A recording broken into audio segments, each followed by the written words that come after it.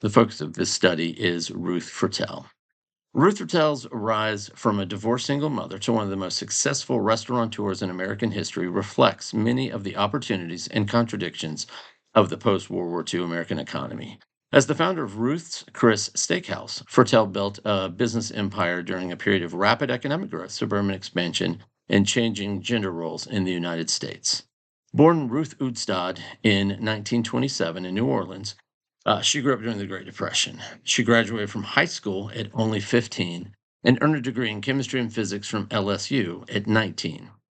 As you know, this was unusual for women of her generation and reflected the growing, yet still limited, educational opportunities available to women after World War II. However, Fertel struggled to find professional opportunities that matched her intelligence and ambition. She taught for a year at McNeese State University in 1947, a job she did not enjoy and did not go back to. She married Randy Fertel the next year. They opened a racing stable, and Ruth Fertel became the first licensed female horse trainer in Louisiana. The couple had two children together, but divorced in 1958. After her divorce, she was left responsible for raising two sons and worked as a lab technician at Tulane Medical School to help supplement her alimony checks to cover the expenses of the two kids. Post war American economy nevertheless created enormous opportunities for entrepreneurs. Rising incomes, increased consumer spending, and the growth of urban entertainment encouraged the expansion of restaurants and hospitality businesses. Fertel recognized this opportunity in 1965 when she saw a newspaper advertisement reading Steakhouse for sale. She mortgaged her home for $18,000 to purchase Chris Steakhouse, and at the insistence of the bank, borrowed another $4,000 to cover all the supplies she would need for the restaurant. The decision was extremely risky. Even her lawyer warned her she would probably lose her home because she didn't have any restaurant experience. Fertel ignored the warnings because she believed economic advancement required risk taking, an idea central to American capitalism. Fertel's experience also demonstrated how difficult it was for women to succeed in business in the 1950s and 60s. Restaurants, especially upscale steakhouses, were dominated by men. Fertel entered a world where women were not expected to be executives or owners. Yet she refused to think of herself as a woman in business. In an interview, she said she never thought of herself as just a woman in business, but a person in business. She learned every part of restaurant operations herself, including butchering steaks by hand, which took her nearly 5 years. Fertel hired an all female waitstaff of single mothers so that she could help others in a situation similar to her own. At the same time, Fertel's success depended heavily on larger economic conditions. The prosperity of the 1950s and 1960s created a growing middle and upper class with disposable income to spend on dining out. New Orleans, with its tourism industry, offered the perfect environment for upscale steakhouses. Fertel sold steaks for $5 and quickly developed a loyal customer base.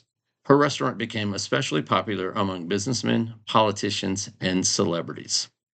Natural disasters also shaped Fertel's business experience and demonstrated her adaptability within the economy.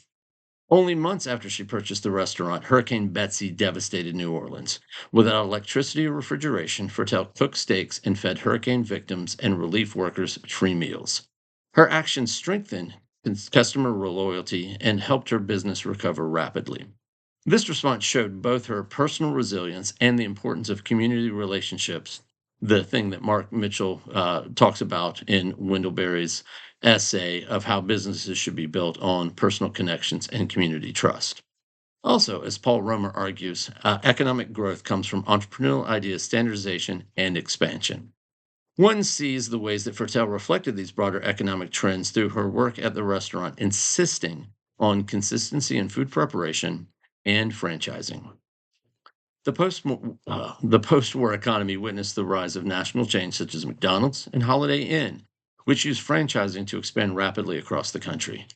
Fertel adopted the same strategy after a loyal customer convinced her to open a second location in Baton Rouge in 1976.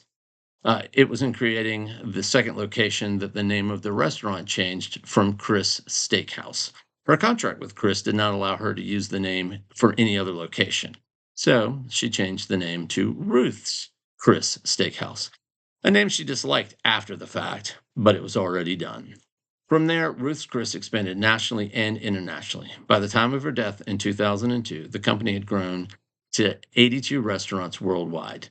The expansion of the business was part of the growth of national corporations and brand consciousness in the late 20th century. Fertel also embodied the American ideal of upward mobility. In post war culture, entrepreneurs were celebrated as examples of how hard work and determination could produce wealth and success. Fertel herself emphasized values such as honesty and discipline, explaining that her parents taught her hard work and to treat others the way that you want to be treated. Her company culture centered on the Golden Rule, which stressed ethical treatment of customers and employees. This emphasis on morality and personal integrity reflected broader belief that capitalism could also be ethically responsible. Pertel's experience in the post war economy demonstrates both the opportunities and inequalities of the era. She benefited from rising consumer spending, urban economic growth, and the expansion of franchising that characterized that time period. Yet she also confronted discrimination and skepticism as a woman entering a male dominated industry. Through determination, innovation, and adaptability, uh, Pertel transformed a struggling local state house into an internationally recognized business.